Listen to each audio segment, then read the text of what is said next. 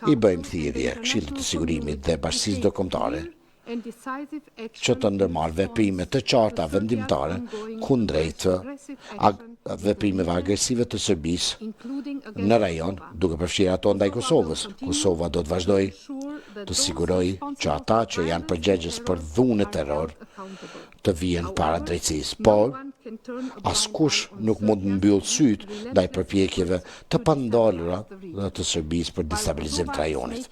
Serbia nuk është se ka ndryshuar shumë. Ajo vazhdon të përpiqet të destabilizojë demokracinë tonë. Përtej kësaj, e bën këtë jo vetëm përmes retorikës, por me veprime konkrete të dhunshme që rrezikojnë paqen e sigurinë rajonale. Zoti Kryetar, me 24 shtator 2023, Republika e Kosovës u bë shënjestër e një inkurzioni, një sulmi të armatosur nga një grup paramilitar me bazë dhe mbështetje në Serbi, udhëhequr nga Milan Radojčić.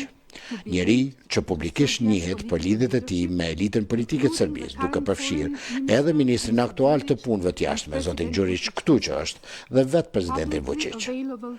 Ka fotografi publike të zotit Đurić këtu, ulur me Radojčićin në kafene në Beograd, që e dëshmojnë këtë lloj lidhje. Ky ka qenë akti hapur agresioni. Kërkojmë nga Serbia që të bashkëpunojë plotësisht me hetimet ndërkombëtare, e po ashtu të dorëzojë Milan Radojčićin dhe kriminalët tjerë tek autoritetet e Republikës së Kosovës.